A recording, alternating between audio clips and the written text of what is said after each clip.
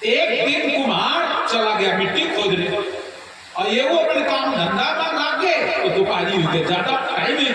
जब घरे आए और जैसे आए नाव धोल भूख लाग रहा है जोड़ दे बस दिन का खाना और जैसे खलिया धरे सामने वैसे याद आ गया अरे आज मुंह नहीं देखो कुम्हार के तो जल्दी गए घरे तो घरे कुम्हार ने पूछे कहाँ गए भैया फलाने कहे वो तो माटी खोदेंगे वो लगभग 1 किलोमीटर दूर। अब वो दौड़ो जाए और वो गुस्से माटी खोदे भीतर और माटी खोदे और वो कुम्हार का काम है कि माटी खोदे में सोना चांदी मिलेगा। वो खोद रहा है गड़ो धरो मिलेगा और यो मंदिर दौड़त गा और जाके आवाज लगाए कुम्हार भैया बोले हाँ और बस इतना कही के और भाग कहा देख लिया बड़ी जोर से चिल्ला देख लिया भाग। कुम्हार बोलो हमें लागत में देख ली। अरे कहा भैया रोक अरे तूने रोका था अरे कहा देख लिया अरे कहा रुकी यार था वो सोचे सही ना हो कि जाके प्रधान जी का बता दे कि सोना मिल गया और प्रधान जी सब हमसे छुटा लिया मिल लिए नहीं। अरे कल रुको भैया कल बात तो सुनो बोले मैं देख लिया अरे कल देख तो ली तो मैं तो रुको रोक ली नहीं कहला भैया को तो ना करे आदो तुम ले लो आदो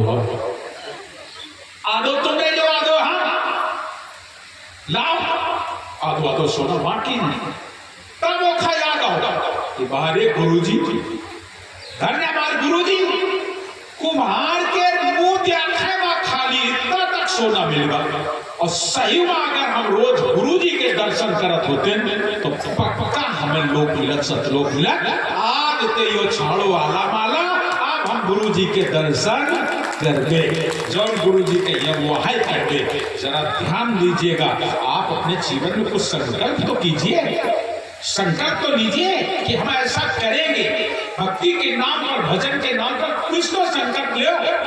लेकिन यहाँ तो कोई संकल्प नहीं आगे सामने ठीक है नहीं आगे तो शायद मिल जाए खाली तो शायद बंदगी है। और एक के बाद फिर कहो सपने में कहो ना याद आवत हो कि शायद वो कुछ है भुला गए कुछ तो संकल्प अपने जीवन में लीजिए। भक्ति के नाम पर थोड़ा सा संकल्प बनाइए। हमें सुबह उठकर शाम को सोते समय जागते समय कितनी देर हमें नाम का सुमिरन करना है। अगर आपके जीवन में सुमिरन आया तो याद रख लेना अंत तक वो सुमिरन आपका साथ देगा। इसीलिए साहब कबीर कहते एक घड़ी आदि में दुनिया कितना कम सिखा और कितना कम बताएगा। एक घड़ी आदि में बुनियाद कर चर्चा सतनाम की तो कटे कोटि का करोड़ों अपराध कर जाते हैं। थोड़ी देर बैठ करके भजन किया करो नाम का सुमिरन करो। नाम का सुमिरन करोगे तभी कुछ प्राप्त होगा। इसलिए पहले तो नाम याद कर लो जो तुम्हें 60 शब्द दिया गया है वो याद कर लो। नहीं याद है तो भी आसपास कुछ लोग रहते हैं ना उनसे पूछ लो और नहीं तो साल में ऐसा तो होता है कि 2-4 दिन तो गांव में आ ही जाता है 2-1 दिन तो आना हो ही जाता है नहीं ज्यादा आवत कहीं ना कहीं मुलाकात हो ही जाती है। पूछ लिया करो ना। अरे हमारे पास समय नहीं रहता है तो संतों से पूछ लिया करो।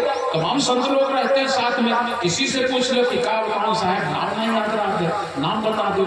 नाम का सुमिरन करो कुछ करो जरूर करियो नहीं तो बिना खेत बीज बोए मिलिए ना एको बाली मिलिएगा। तो तुम्हारे खेत कट्टा हो जाए भले 20 बीघा के तुम जो दियर हो लेकिन अगर खेतवा में हर बैल ना जाई तो माँ पैदा कुछ ना हुई झील जाकर हो जाई। बिना खेत बीज बोए मिलिए ना एको बाली और ज्यादा अगर बढ़ के बात करियो तो घर की बिच ये लुटिया और थारी बर्बाद हो जाओगे। इसलिए नाम का सुमिरन जरूर करो। साहब कबीर धर्मदास साहब को बता रहे हैं हे धर्मदास ये नाम पान परवाना तुम दो और जाओ 4 शब्द दुनिया को बांटो। धर्मदास तो लाख दुआई 4 शब्द बाहर नहीं जाए। साहब कहते हैं एक तरफ हमें गुरुगद्दी दे रहे हो और दूसरी तरफ कह रहे हो 4 शब्द बाहर नहीं जाए। 4 शब्द बाहर नहीं जाए तो कैसे हंसा लोग कह जाए। तो साहब बोले एक मत हो तो देव बताई, दुई मत हो तो लियो छुपाई। बोले ये आओ मेरे बस करना ही, सब जन तो नीचे नीचे बात कर दे, हम कैसे जन्मी कि कौन एक मत कौन दुई मत, हमारे बस करना ही। ये जौन तुम हमें देत हो तुम ना दो, वो और का दे दो, लेकिन हमारे बस करना ही, हम कैसे जन्मे एक मत की दुई मत, सब हमारे लिए तो सब एक ही दिखाई पड़ रहे हैं।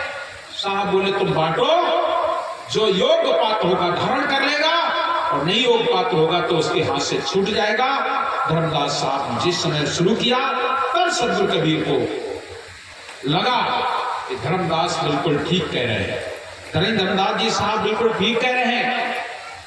धर्मदास साहब से सदगुरु कबीर बोले, धर्मदास नर देही से पंथ चले नहीं भाई, ताते आपन अंश पठाई।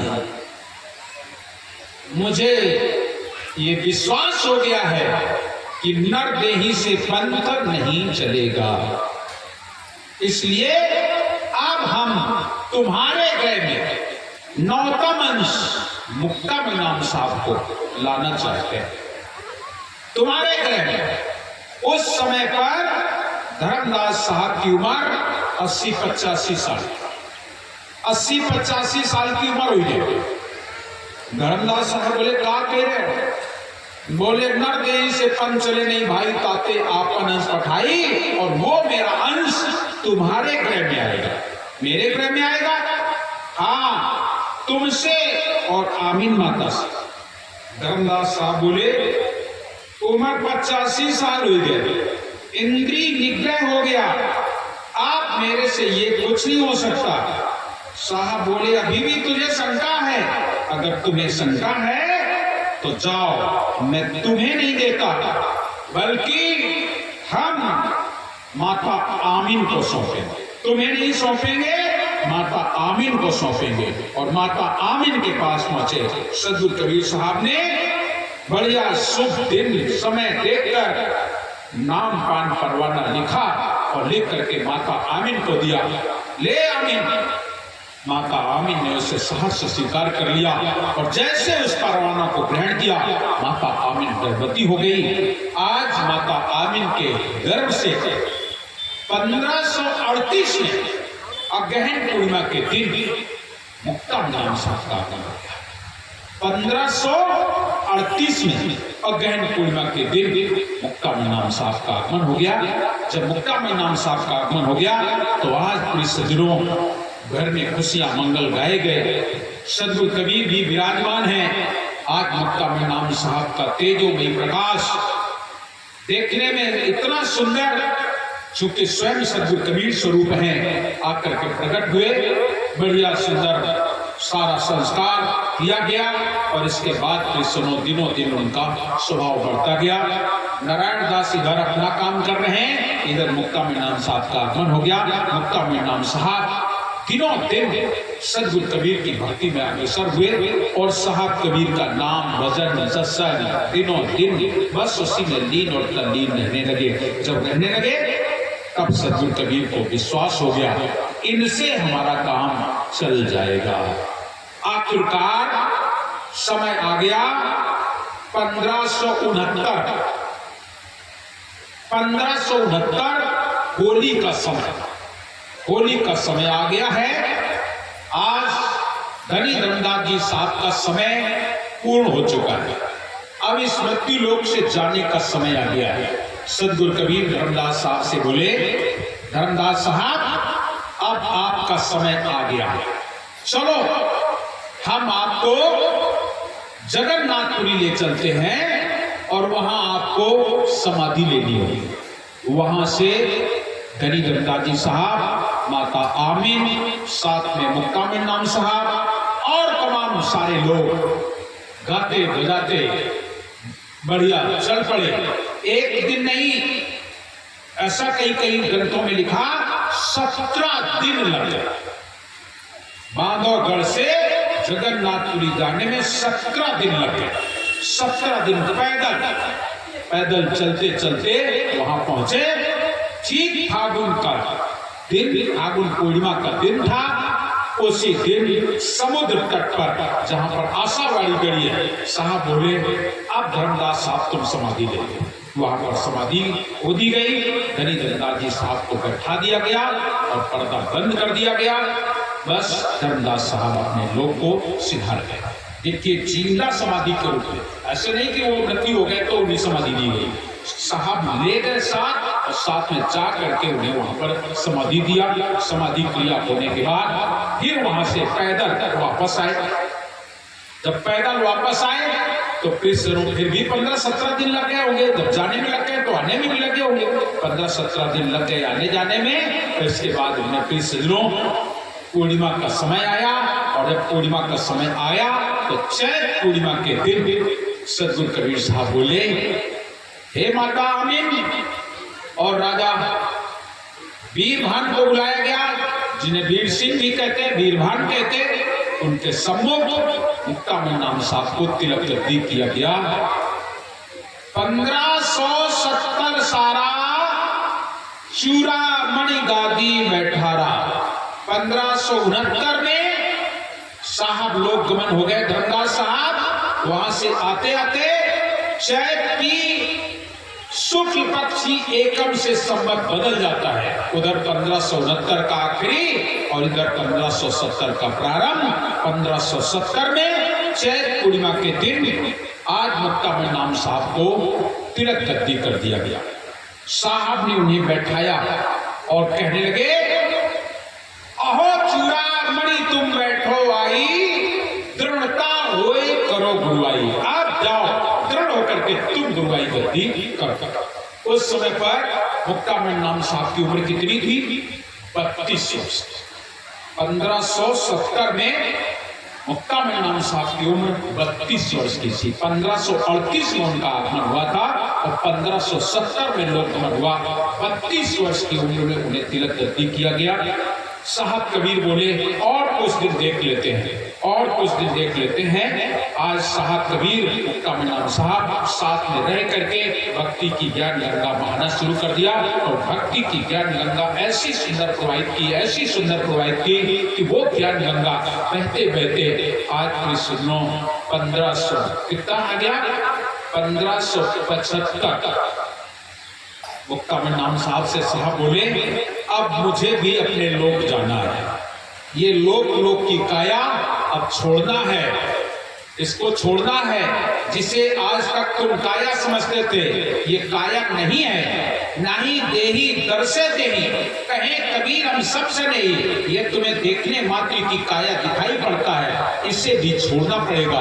मुक्तामन नाम साहब को बताया और वहां से चल दिए। राजा वीर सिंह साथ में, वीरभान साथ में, मुक्तामन नाम साहब और सारे लोग साथ में। कहां चलोगे, कहां जाना होगा? साहब कबीर बोले, इस संसार में मगहर को दोष लगा।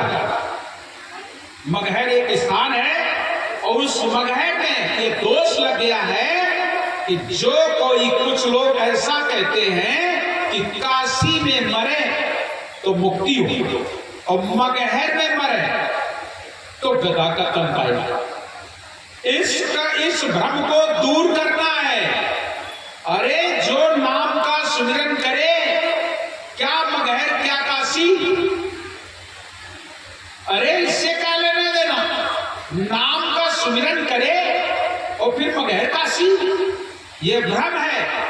जिसके पास नाम का सुमिरन है, जो नाम को पा गया है, कहीं भी उसकी मृत्यु होगी वो अपने लोक को जाएगा, वो सतलोक जाएगा। उसे कोई स्थान प्रभावित नहीं कर पाएगा।